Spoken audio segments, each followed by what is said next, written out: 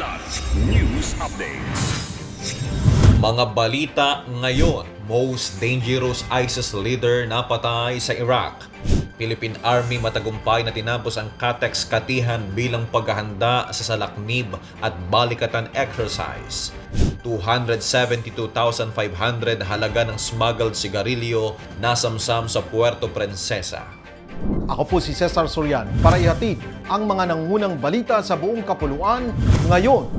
Isang mataas na leader ng Islamic State in Iraq and Syria o ISIS ang napatay ng mga otoridad ayon kay Iraqi Prime Minister Mohammad Shia al-Sudani nitong Biyernes. Kinilala ang ISIS leader na si Abdullah Maki Mosleh al-Rifai na mas kilala bilang Abu Khadija.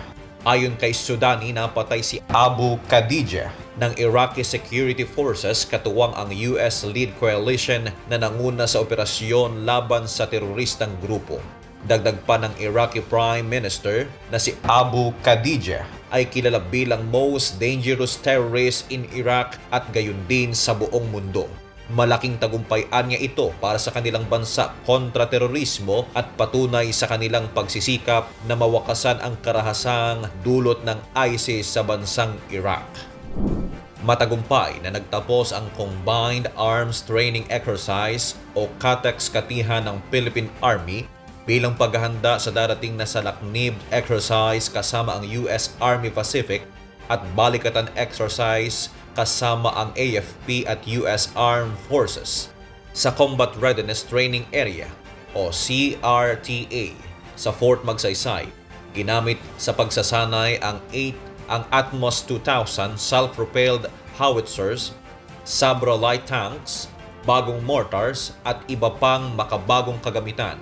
Lumahok din ang infantry, armor units, combat engineers at special enablers sa iba't ibang tactical exercises. Itinampok din ang medical evacuation exercise ng Army Aviation Regiment upang patunayan ang kakayahan nitong magbigay ng agarang lunas sa mga sugatang sundalo sa labanan. Ayon kay Army Chief Lieutenant General Roy M. Galido, pinatibay ng pagsasanay na ito ang kakayahan ng hukbo sa command and control at paghanda sa anumang banta sa pambansang seguridad. Arestado ang 4 na individual matapos maaktuhang nagbebenta ng smuggled na sigarilyo na tinatayang nagkakahalaga ng 272,500 pesos sa barangay San Jose, Puerto Princesa City sa operasyong pinangunahan ng 2nd Special Operation Unit Maritime Group na tuklasang walang graphic health warning at kaukulang permit ang mga sigarilyong ibinibenta.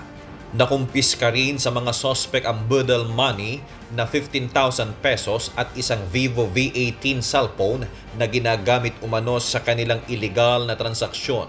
Ayon sa mga otoridad, ang operasyon ay bahagi ng pinaigting na kampanya laban sa smuggling ng sigarilyo na hindi lamang lumalabag sa batas kundi nagdudulot din ng panganib sa kalusugan ng publiko. Sa kasalukuyan nasa kustodiya ng pulisya ang mga sospek at sasampahan ng mga kasong paglabag sa Republic Act No. 10863 o Customs Modernization and Tariff Act at Republic Act No. 10643 o Graphic Health Warning Law.